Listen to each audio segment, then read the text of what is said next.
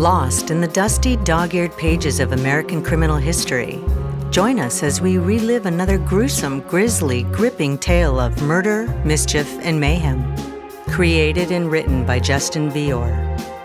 This series is an anthology of turn-of-the-century banner headline cases before the days of high-tech forensic criminology. America's chilling, appalling, yet intriguing heritage of murder. Tonight's episode, Young Skeegie, Old Sparky, and J. Edgar, Episode 2.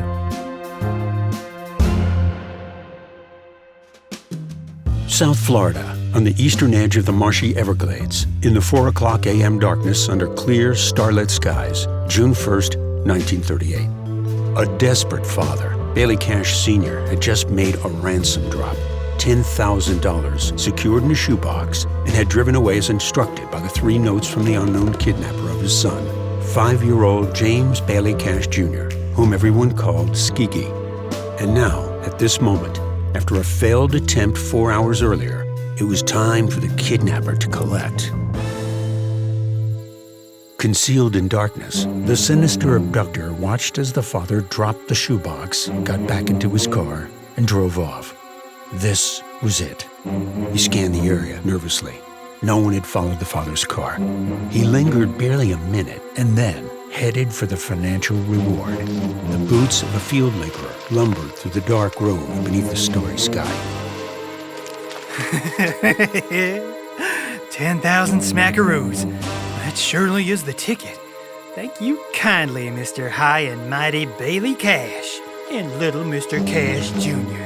Bailey Cash arrived back at his home and informed FBI Special Agent Arthur Rutson that he had been successful in making the $10,000 drop-off after seeing the 2 quick bursts from a flashlight in the orange grove.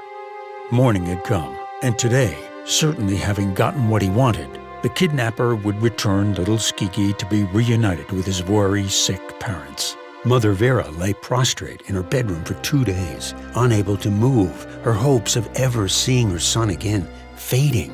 Using the Cash family home as their operations base, Arthur Rutson assembled his squad of G-men. All right, gentlemen. I want agents dispersed around the town and with the farmers searching the area. Hopefully the boy will be released on a local street or at a resident's home, not at the goddamn Everglades. I want the phone call routed here immediately if he's found. Joe, take 3 men to that orange grove where Mr. Cash saw the light flashes and made the drop-off. Location again, Mr. Cash. Sunset and Tallahassee Road. The light pole on the northeast corner. I checked, and they took the money. Yeah, cordon it off. Scour every inch of the ground, footprints, anything. And check the roadside for tire imprints in case a car was involved. Give me a list of all homes within sight of that grove, addresses and phone numbers. Jerry, call the Miami office. Tell them to begin distribution of the serial numbers of the bills, all banks, merchants, financial institutions in the state. We'll wait 2 to 3 days to go wider. And hopefully we'll catch the son of a bitch before he can spend any of the money. I have all teams fan out across the area and stick with those farmers. Stay in the background, assert authority only if the boy is found. Oh, there's no if, Agent Rutson. I did everything instructed in the letters. 3 letters. They've got to release my son. Let's hope. But as the day wore on and morning turned to evening, all they seemed to have was hope. The locals, shadowed by dozens of FBI agents in their out-of-place fedoras and linen suits, searched and scavenged the town, outlying farm and swamplands, even the edges of the Everglades. Crop duster planes were used to scan the marshlands from above. Vessels from the Miami Naval Reserve combed the coastline, but no Skeegie. Once it was dark, the search teams were called in, and Special Agent Rutson placed a call to his boss in Washington, D.C., J. Edgar Hoover himself. No, sir, nothing yet. It's been a full day since the ransom drop-off. No sign of the boy. We'll continue the search tomorrow. Over 1,000 volunteers. Father's keeping up a brave front. We've cleared him as a suspect. And my sense is this isn't going to end well for him. Just my sense, mind you, but we can still come away with a win for the Bureau. Yes, sir, we have a suspect in custody now. I picked him up today in Princeton, brought him up here to Miami.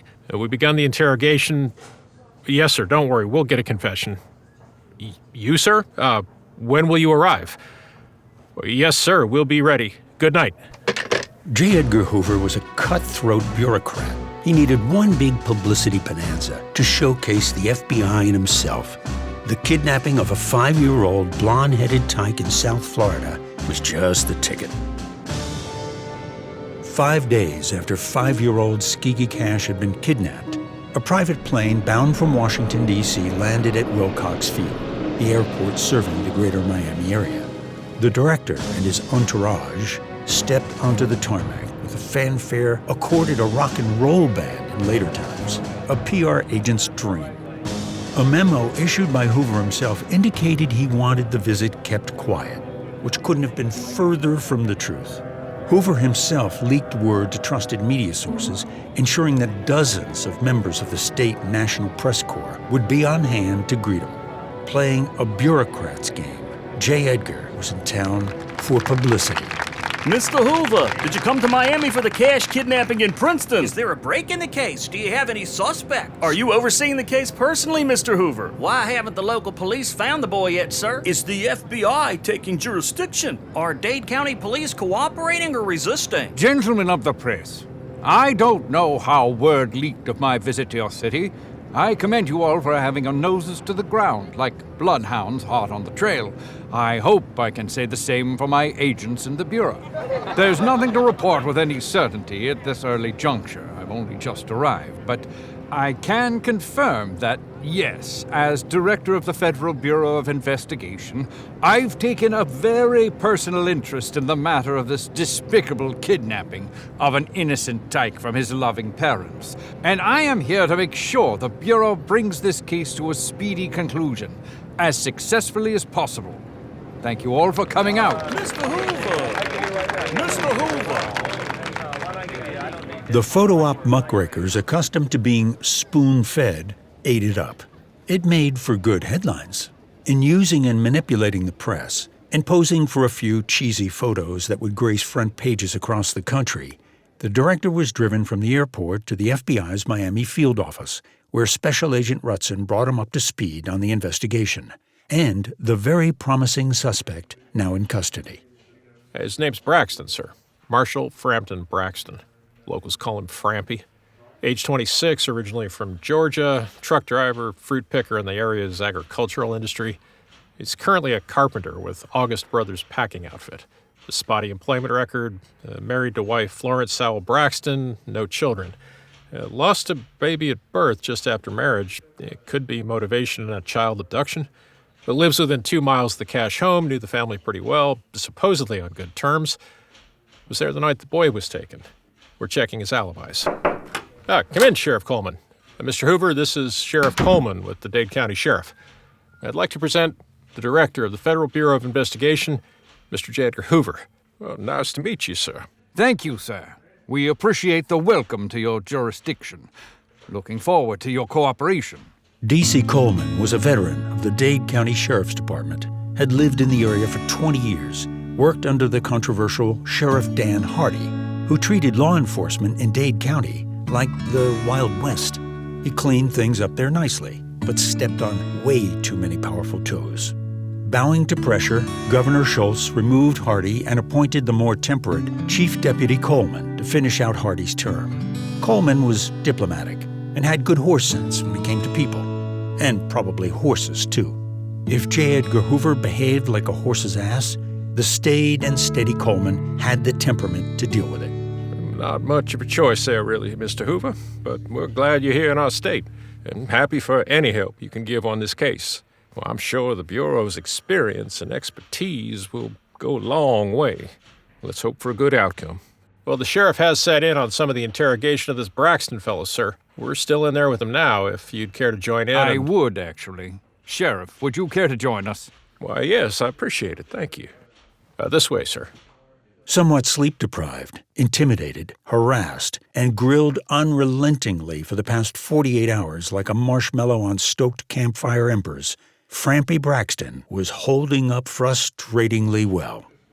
He's a cocky son of a bitch, sir. We have one of our best men interrogating him now. We can watch a bit of the interrogation through the two-way glass before I bring you in. All right, we're gonna go over this yet again, Mr. Braxton. We've transcribed here every line of your story. By your own account, your every move since the night the Cash boy was abducted, who you were with, who you say can vouch for you. This is the timeline you swore to. Go ahead. I'm all ears. Saturday night, May 28, approximately 7:30, left home and went to Bailey Cash's store and service station where you met friends, including Bob Walker, Bob Barlow, Frank McCall, and Harry Wright. Left Mr. Cash's store with a grape knee-high Bailey gave me, for free. Around 9:30. Veer kind of kicked us out. Pissy mood. Drove station employee Jim Mizell to his home nearby. Because he's my next-door neighbor. Check it. Dropped Mizell off.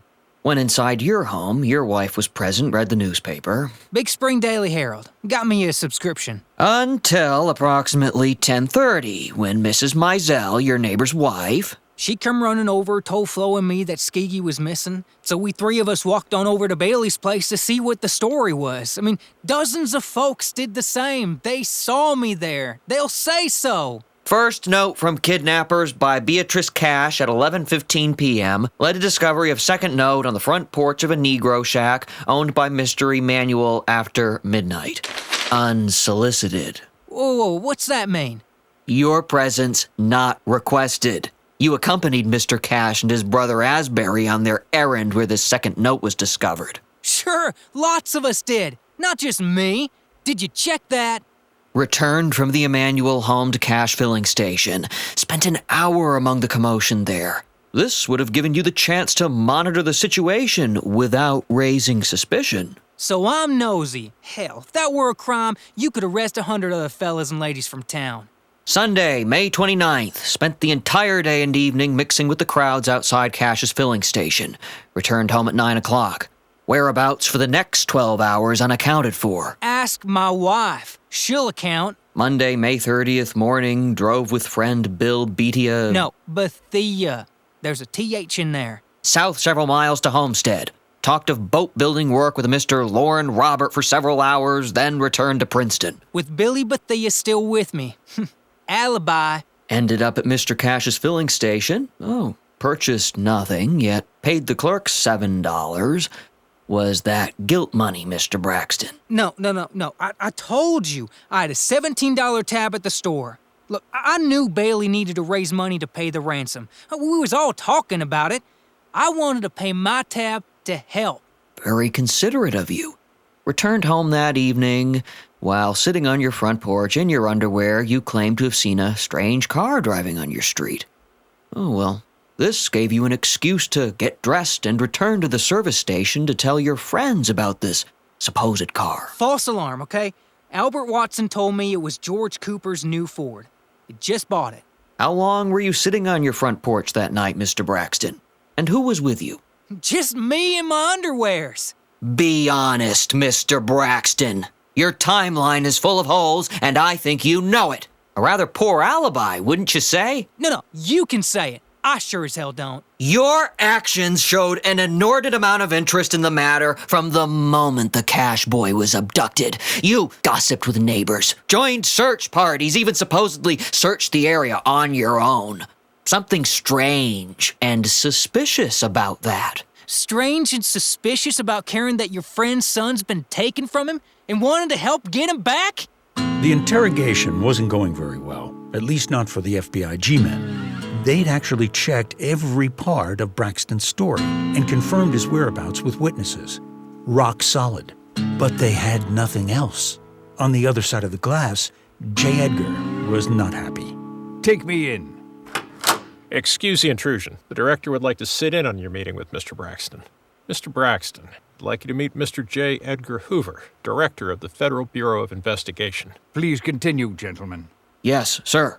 Mr. Braxton, I'm asking you to be straight with us. It'll be easier for everyone. Easier for the Cash family. Easier for you. Is there anything you'd like now to say? Well, I will be straight with you then. And say I'm sorry Mr. Hoover had to come all this way down south to Miami just to find out his agents got the wrong man! I don't believe we do, Mr. Braxton. You see this mirror on the wall here? It's two-way glass. Oh, like in those True Detective magazines I read. Yeah, nifty. I've been listening to your entire conversation just now with my field agents, and you left something out of the timeline of events you swore to. Isn't that correct, Agent Rutson? And what's that? You failed to mention, perhaps it just slipped your mind, that you were at the Sinclair filling station the night of May 31st, moments before a third note from the kidnapper was serendipitously discovered. You were there. Hell, I was! An eyewitness has positively identified you, a member of the community. He knows you by sight. Well, then he's blind. Who was it said they saw me? I wasn't there. It weren't me. Oh, I think it was, Mr. Braxton. In fact, we know it was. But apparently you prefer to do this the hard way, like other stubborn punks who've crossed us before. Well, I'll personally arrange for the hard way to be taken then, sir. Gentlemen, carry on. Welcome to South Florida, Eddie. Glad you could join us. Hey, Mr. Hoover, what's the J stand for anyway? I'd say the Florida Cracker got the better part of the high and mighty FBI director in the exchange. Hoover was not a happy man, and when the boss is not happy, his anxious agents are certainly not happy. I want this wrapped up quickly, Mr. Rutson. I want that cracker crumbled and broken. Agent Rutson, this just came in from field agents in Princeton. Actually, sir, his alibi's checking out. Every person he named is verifying his whereabouts. Sir, there's a chance Braxton isn't the man. I do not think he is the man, if I may say, Mr. Hoover. One moment, please, Sheriff Coleman. Agent Rutson, either wring a confession out of that smarmy smart aleck from the sticks, or find the man responsible for kidnapping that boy. I'm sure you wouldn't have brought that rube in here if he weren't a promising suspect, and he's the only one you seem to have at the moment. I want the screws turned. I want his alibi broken. I want the boy or his body found. And I want this case closed. Now! You were saying, Sheriff. Well, thank you. I agree with your field report there, and I listened in on a good bit of your interrogation yesterday and today. I know the folks in Dade County. I've been sheriff here 5 years. Braxton's not your man. We are not finished with him yet by a long shot. If he didn't do the actual kidnapping, there's a good chance he directed somebody else in the scheme. Friends, family. And there's even a better chance you're wrong. It's not Braxton, Mr. Rutson. Unless your boss wants you to wring a confession out of an innocent man, he's just going to have to live with that. I wouldn't want to be the one to tell Mr. Hoover that. But perhaps we'll start looking at other suspects. And they did. When Braxton's wife retained an attorney and threatened to go to the press, J. Edgar ordered Frampy's immediate release. Next, Bureau agents brought in a teenage newspaper delivery boy and a bootlegger with a bad reputation in the region. The latter was a restaurateur and part-time smuggler, Willard Campbell, a man forever on the wrong side of the law. But 200 revelers were able to vouch for his having been in Miami the night Skeegie Cash disappeared, eating, drinking, and cavorting with prostitutes. The former was Walter Fisher, a suspicious, sneaky 17-year-old who'd been seen driving around town the night of the kidnapping. He confessed to driving around Princeton that night, looking for his sister, who failed to return from a late-night party. The feds confirmed the party and the truant sister story. Once again, J. Edgar Hoover, director of the mighty Federal Bureau of Investigation, was not happy. But while Hoover and his G-men were striking out, Dade County Sheriff Coleman had seen enough. Not impressed with the federal interlopers, he quietly pursued a hunch of his own, revisiting the alleged sighting of Frampy Braxton in the vicinity of the third kidnap note. To Coleman, something in all that didn't quite make sense. For now, let's leave it there. Next time, we'll learn if Sheriff Coleman's hunch paid off.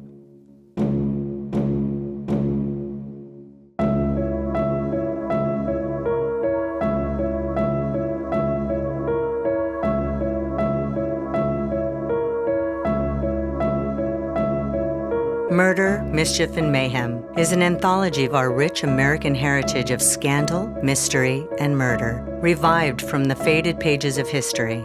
You can find Murder, Mischief, and Mayhem wherever you listen to your podcasts. Created and written by Justin Vior. Narrated by Kevin Silva. Produced by Ed Adler and Ken Yaz. Direction and casting by David Rosenthal. Sound design and music score by Ray Soldick. Script supervision by Stephen Glennon and Maria Norris. This podcast is dedicated to the memory and inspiration of Dr. W. Keith Krause. Murder, Mischief, and Mayhem is the property and production of Ed and Ken's Excellent Adventure, LLC. All rights reserved.